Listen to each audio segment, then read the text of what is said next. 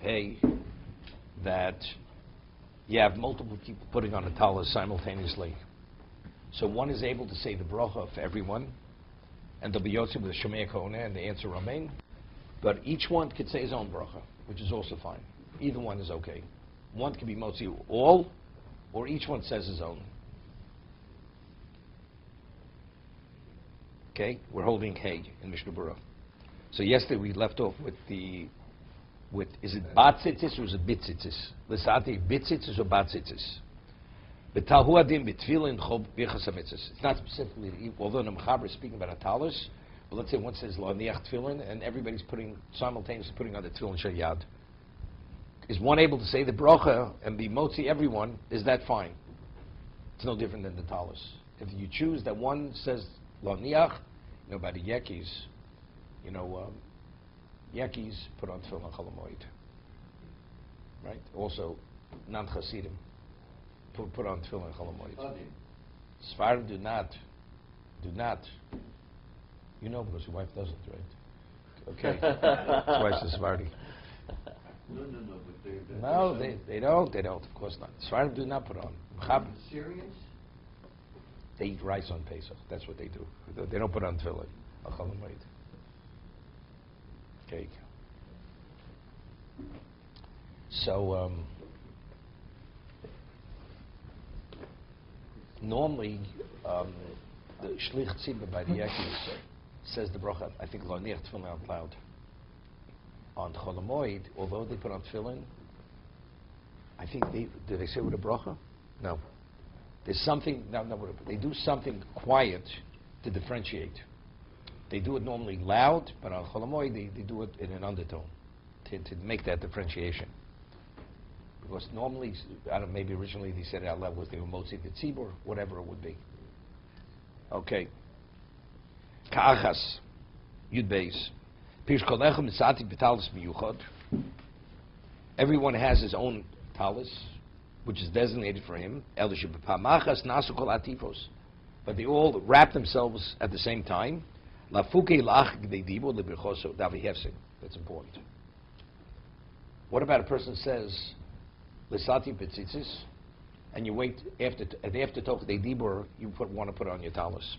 So there's an attachment. As long as it's within the time period of Shalom Alecha Rebbe Mori, that's the extent of within that. Then you're attached. You're associated with the bracha. Once you have that time lapse, you're no longer associated. So if you put on your talis, you have to say your own bracha.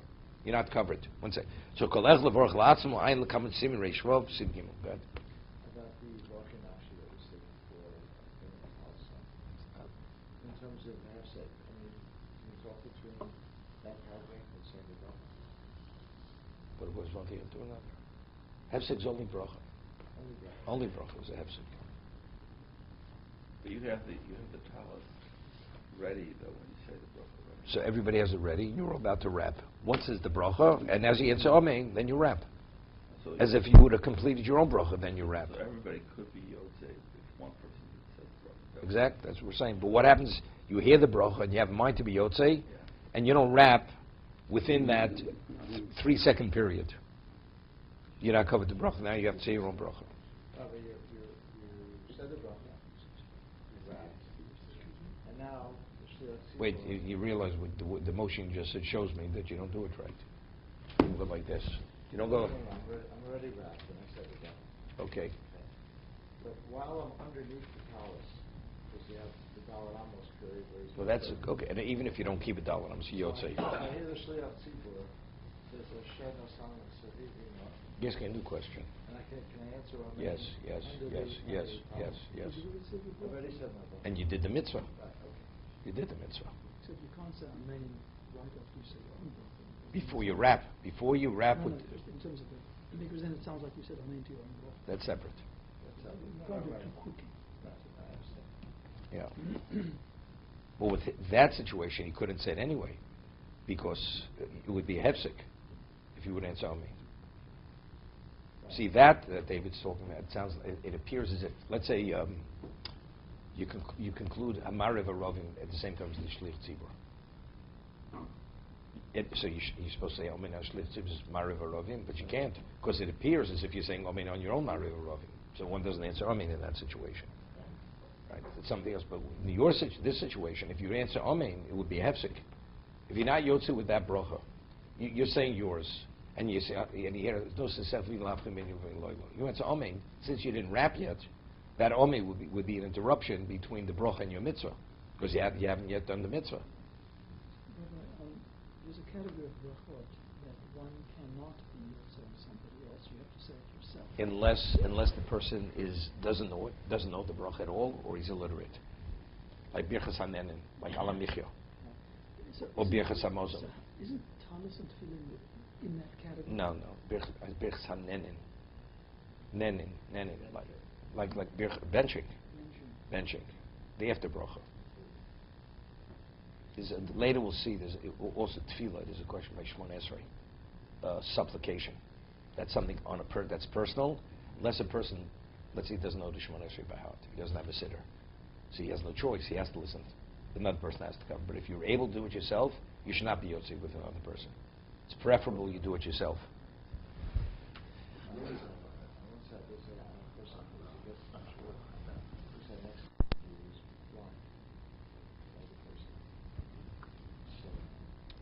Yes. The rabbi came up to me and said that we say Musaf Shema soft undertones of 100%. Same thing. 100% permitted. So would it be preferable for people putting on tefillin, talis and tefillin, for everybody to do it together? No, the One Mechaber person says one you could bracha. say it either way. That's the Shulchan Aruch. You could do it A or B. We didn't get there yet. So if you say that when one person says a bracha and everybody says amen, Wait. that's Wait. preferable. Let's see what the Mishna Berura says. V'imrotzu, b'loshen mashma d'yosatov shkul mivorchu. It seems to be, the Mechaber says, if they want, everybody says his own bracha, but if they want, one could cover all. So it seems to me it's not the optimum. One covering all is not the optimum situation. It's best each one should do his own. That's what you speak. The inference of the Mechaber is that each one really, it's better each one should say his own bracha. Just as David said, it's to the contrary. It would be best one should say the bracha and cover everyone, because you have one person representing many, right? The Gemara says that if you have two shuls, you have a shul that has a smaller number of people, and you have a larger number of people, and you could daven either shul as well. You should choose the larger one with the more people, because Merov Hadras Melech, it's a greater glory to Hashem with more people are serving Hashem in that location. But Hashkama and Shtibel's out of business, right? No, you won't. Because they don't have ushers in Ashkam Minyan. In the regular they have ushers. Okay. You could argue, on the other hand, that those shuls that have few people But I should see. be out. Wait a second. Okay, feeding the homeless. I got it. No, we just said if everything's equal. Hashkama has greater value than Hashkama. You could say Kriyashma Bizman. The regular minyan, you're going to pass. You're not going to say Kriyashma in its proper time. So that's enough of a reason. You have 10 versus 1,000. You should daven with 10, not with 1,000 people, if you can. It's preferable, because what the 10 is offering, the 1,000 are not offering. It's only if everything's equal, then the larger number has greater value. What about when the smaller number of people don't speak? You're able to focus and have greater kavanah. You go there. You should definitely go there. Kidl kamon. Another thing in Wait, Kidl kamon simin reish sarich chayek sidalet achlo nogo achshav last year. It says, even though that may be the case, but the minhag, that is not the minhag. We don't. Everybody says his own bracha on his talis. Each person has his own bracha on tefillin. What's the reason? Because it's not simple. Kiddush, in 99% of homes, Kiddush is said, not everybody doesn't say his own Kiddush. Right? Kiddush is said, Lechem Mishnah, even the people could provide Lechem Mishnah for each individual. One person says the most he covered. It's because what happens if one doesn't pay attention? It's a problem. But since, for whatever reason, it's been established as such a firm custom, minhag, Then one says the bracha, so people do pay attention. For Kiddush? For Kiddush and for the Motzi.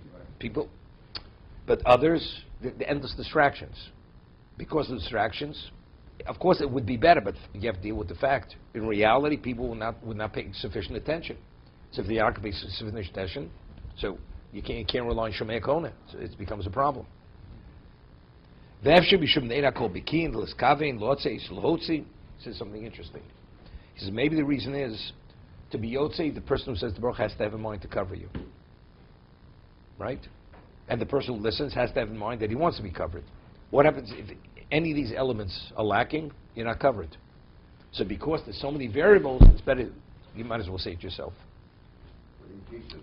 And that's the reason. By Kiddush, you do say sabri. You say sabri. Sabri means pay attention. You say pay attention. By Moti, you say Bershus. You know, with the permission, I want to cover you. So you're alerting the people they should have in mind.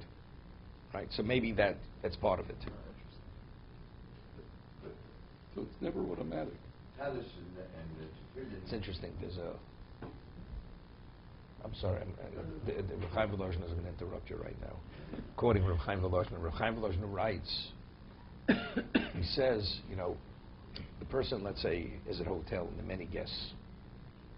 You're going to cover the people sitting at your table. Each person's paying his own hotel bill. It's not you're covering the group. And you say Bershus. That's the proper way to say it, with your permission. I mean, who am I? You could say the Motzis, I could say the Motzis. So I have to ask your permission. Mm-hmm. What about if you're a Balabayas? Somebody comes to your home.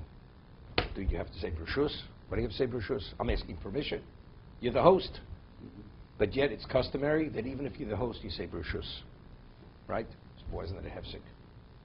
It should be an interruption. If you say Motzi and there's no salt on the table, there's no knife to cut the bread, you're permitted to ask for a knife, and so it's not a hefsek, it's not an interruption, because you need it to cut the bread. So Bershus, if respectfully wise, it should be said, it's not a hefsek. But if it's not necessary, why do you say it? So Chaim Volozhin writes, because it's an expression of humility, even though I'm the host. I mean, you want your guests to feel that what they're here for a handout, right? So as to make your guests feel welcome, that they have a right to what they're receiving, therefore you ask permission. I'm asking you permission to be Motzi for that reason. That's Rav Chaim Volozhin.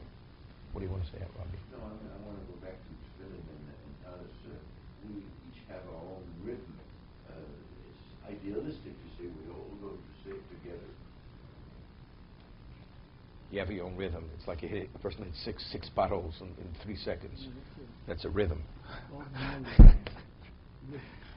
What's the difference between sabri and so there's pursuit and then there's sabri? Same thing. It's because originally it's Aramaic sabri. You'll give me the historical background on it afterwards. Okay.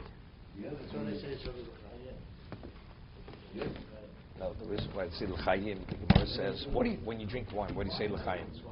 Why? What's the danger? Or Drunk driving? No, because they used to drink much stronger wine. Person could get sick. It was too strong. So you'd say l'chaim. No, l'chaim. No, sabri is something else. L'chaim, you wish a person well. That's what you say l'chaim, to wish him well. Rabbi, Or pay attention. It's a dangerous situation. You don't ask for it, don't get sick, you could die. So You don't say pay you attention, right? only say sabri for the bracha. It has to do with the bracha. It's not the drinking. This is footnote on the Shartzion over here, number 13. Does that mean that the reason why people say bat tzitzis is because the shlosh says it? He represents who? No, the custom is, I mentioned yesterday, you do whatever the minig is. Right. Even though grammatically it may be more correct bir, Right. but if the custom is ba, you say ba. And that's what most people say, ba, not bir. Rabbi, the preference for Kiddush, though, is to say one Kiddush? Or is it a preference? Or if someone wants to say... I always say, Chaim Volozhin says, this is very important. There are four sections to the Shulchan Aruch which were printed. The fifth was never printed. It's called Seichel. It's called Seichel. You got the fifth, you got it all. Sometimes you have a family comes as a guest. The father always says Kiddush for his family. So I'm going to be covered. But you understand, it's better that the person should have his own Kiddush. So you offer it. He says, yes. Right. So each situation is, is unique. You have to deal with each situation. Well, you know, something like this, No, but still, a father always says Kiddush for his family. That's what they used to. Read Lechem Mishnah also. See, he provided him with his own Lechem Mishnah.